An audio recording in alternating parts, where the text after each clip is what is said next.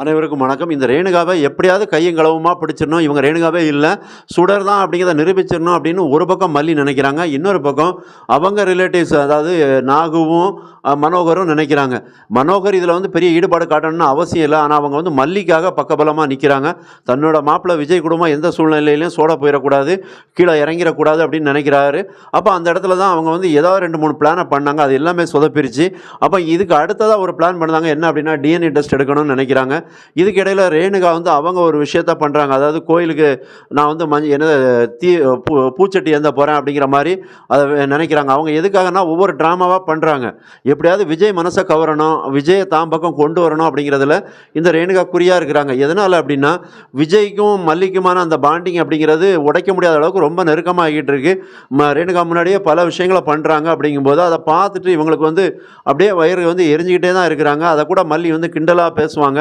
அப்போ இதெல்லாம் தடுக்கணும், ஒரு முற்றுப்புள்ளி வைக்கணும் அப்படின்னா, விஜய்க்காக விஜயோட பிஸ்னஸ் ஜெயிக்கணும் அப்படிங்கிறதுக்காக நான் வந்து தீச்சட்டி ஏந்த போகிறேன், அப்படி ஒரு கடுமையான விரதம் இருக்க போகிறேன் அப்படிங்கிற மாதிரியான விஷயத்த வந்து கையில் எடுக்கிறாங்க. அப்போ இதை பார்த்தாவது விஜய் எமோஷன் ஆகி தான் பக்கம் வருவாங்க அப்படின்னு நினைக்கிறாங்க. ஏன்னா ஒரு கட்டத்தில் வந்து விஜய் வாலண்டியராக போய் முத்தம் கொடுத்துடலாம் அப்படின்லாம் நினைக்கிறாங்க. அது கூட நடக்கலை. ஏன்னா அங்கே வந்து உண்மையான மனசில் அன்பு இருந்தால் தான் இந்த விஷயங்கள்லாம் நடக்கும். அங்கே வந்து ரேணுகாவுக்கு அந்த உண்மையான அன்பு கிடையாது. விஜய்க்கு இவங்க மேலே ரேணுகா மேலே ஒரு அந்த மாதிரி ஒரு ரொமான்டிக்கான ஒரு எந்த ஒரு விஷயமே வரமாட்டேங்குது, தோண மாட்டேங்குது. ஏன்னா அவங்கள பொறுத்த வரைக்கும் அந்த பிஸ்னஸ் அந்த மாதிரியான மைண்டு போயிட்டுருக்கு. இன்னொன்று அவங்களோட மைண்டில் முழுக்க முழுக்க மல்லி செட் ஆகிட்டாங்க.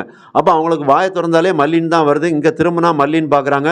அப்போ எங்குமே மேலே கீழே எல்லா சுற்றி எல்லா திசையிலையும் அவங்களுக்கு ஒலிக்கிறது மல்லிங்கிற குரலும் தான். அதே நேரத்தில் அவங்க மனசில் படமாக வந்து போகிறது மல்லி தான். அப்போ அந்த விஷயத்தை உடைக்கிறது அப்படிங்கிறது ரேணுகாவுக்கு சாதாரண விஷயம் கிடையாது. விஜய்கிட்ட அவ்வளோ சீக்கிரத்தில் நெருங்கவும் முடியாது. அதனால தான் என்ன பண்ணுதாங்க, ஒரு பூச்சட்டி இந்த மாதிரி ஏதாவது ஒரு விரதத்தை கடுமையாக இருந்து விஜய் தான் பக்கம் இழுக்கலாம், கொண்டு வரலாம் அப்படின்னு நினைக்கிறாங்க. இதுக்கிடையில் தான் மனோகரன் ஆகும் ஒரு பிளான் பண்ணுதாங்க. என்ன அப்படின்னா, எப்படியாவது இந்த ரேணுகாவோட பிளட் சாம்பிளை எடுத்துட்டோம் அப்படின்னா அதை வச்சு டிஎன்ஏ டெஸ்ட் பண்ணி அதன் மூலமாக நிரூபிச்சிடலாம் அப்படின்னு நினைக்கிறாங்க. அப்போ அந்த டிஎன்ஏ டெஸ்ட்டுக்கு 2 பேரோட சாம்பிள் வேணும். அதில் இன்னொன்று கதிரேசன் ஈஸியாக எடுத்துடலாம் அப்படின்னு நினைக்கிறாங்க. அப்போ அந்த வகையில் ஒரு லேபுக்கு ஒரு 100 பேர் அதாவது என்ன சொல்லுவோம்னா, நாங்களே ஒரு மெடிக்கல் கேம்ப் மாதிரி போட்டிருக்கோம் அப்படிங்கிற மாதிரி சொல்லி ஏமாற்றி அந்த மாதிரி எடுத்துடலாம் அப்படின்னு நினைக்கிறாங்க. அப்போ அந்த விஷயத்தை தான் ரேணுகா கிட்ட வந்து சொல்லுவாங்க. அப்போ இது ஒரு பிளட் சாம்பிள் கொடுக்கணும், இது வந்து ஃப்ரீ கேம்ப் அப்படிங்கிற மாதிரி. அப்போ அந்த இடத்துல ரேணுகா என்ன சொல்லிடுவாங்கன்னா, இவங்க ஏதோ ஒரு திட்டம் போடுதாங்க, இந்த மாதிரி தாங்கிட்ட இருந்து பிளட் ஏதாவது கொடுத்தோம் அப்படின்னாலே அதில் டிஎன்ஏ டெஸ்ட்டுக்கு தான் இவங்க பிளான் பண்ணுவாங்க அப்படிங்கிறத ஓரளவுக்கு கெஸ் பண்ணிடுவாங்க இந்த ரேணுகா.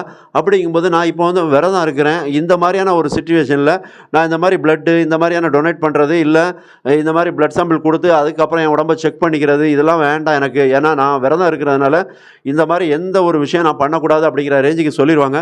அதுலேருந்து தப்பிக்கவும் பார்ப்பாங்க. ஆனால் அந்த இடத்துல வந்து வேறு வழி இல்லாமல் ஒரு வேளை பிளட்டை கொடுக்க வாய்ப்பு இருக்குது.